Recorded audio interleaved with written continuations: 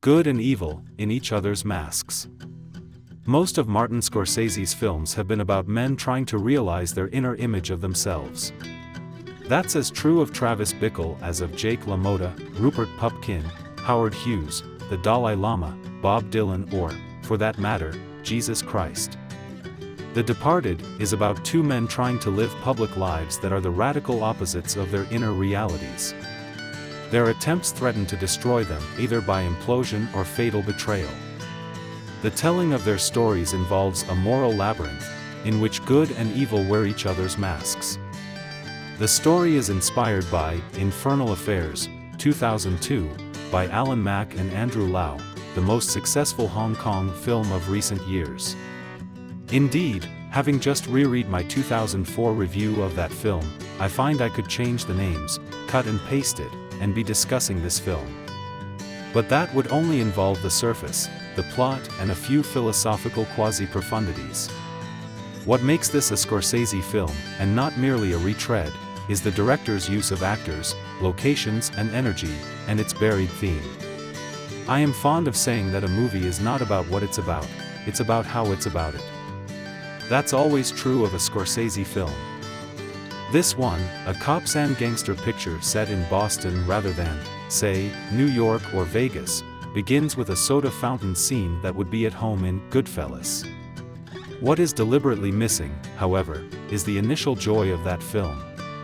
Instead of a kid who dreamed of growing up to be a mobster, we have two kids who grow up as imposters. One becomes a cop who goes undercover as a gangster, and the other becomes a gangster who goes undercover as a cop. Matt Damon is Colin Sullivan, the kid spotted in That Soda Fountain by mob boss Frank Costello, Jack Nicholson. He enlists in the state police after Costello handpicks him so many years before as a promising spy. Leonardo DiCaprio is Billy Costigan, an ace police cadet who is sent undercover by Captain Queenan, Martin Sheen, to infiltrate Costello's gang. Both men succeed with their fraudulent identities. Colin rises in the force, and Billy rises in the mob. The story's tension, which is considerable, depends on human nature. After several years, both men come to identify with, and desire the approval of, the men they are deceiving. This may be a variant of the Stockholm Syndrome. For that matter, we see it all the time in politicians who consider themselves public servants even though they are thieves. If you are going to be a convincing gangster, you have to be prepared to commit crimes. If a convincing cop, you have to be prepared to bust bad guys, even some you know. Protect your real employers and you look fishy. The Departed turns the screw one more time because each man is known to only one or a few of the men on the side he's working for. If Billy's employer, Captain Queenan, gets killed, who can testify that Billy is really a cop? Ingenious additional layers of this double blind are added by the modern devices of cell phones and computers. When the paths of the two undercover men cross, as they must, will they eventually end up on either end of the same phone call? When the cops suspect they have an informer in their midst, what if they assign the informer to find himself?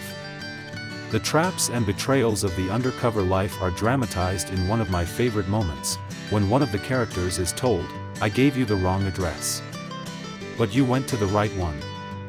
Although many of the plot devices are similar in Scorsese's film and the Hong Kong original, this is Scorsese's film all the way because of his understanding of the central subject of so much of his work, guilt. It is reasonable to assume that Boston working-class men named Costigan, Sullivan, Costello, Dignam and Queenan were brought up as Irish-American Catholics, and that if they have moved outside the Church's laws, they have nevertheless not freed themselves of a sense of guilt. The much-married Scorsese once told me that he thought he would go to hell for violating the Church's rules on marriage and divorce, and I believed him. Now think of the guilt when you are simultaneously, 1. Committing crimes and, 2. Deceiving the men who depend on you. Both Billy and Colin are doing that, although perhaps only a theologian could name their specific sin. A theologian, or Shakespeare, whose advice from Polonius they do not heed, "To thine own self be true, and it must follow, as the night the day, thou canst not then be false to any man." Another amateur theologian, Hemingway, said it's good if you feel good afterward, and bad if you feel bad afterward. Colin and Billy feel bad all of the time, and so their lives involve a performance that is a lie. And that is the key to the performances of DiCaprio and Damon. It is in the nature of the movies that we believe most characters are acting or speaking for themselves. But in virtually every moment in this movie, except for a few key scenes, they are not. Both actors convey this agonizing inner conflict so that we can sense and feel it, but not see it. They're not waving flags to call attention to their deceptions. In that sense, the most honest and sincere characters in the movie are Queenan, Sheen, Costello, Nicholson, and Costello's right-hand man, French, Ray Winstone, that superb British actor who invests every line with the authority of God dictating to Moses.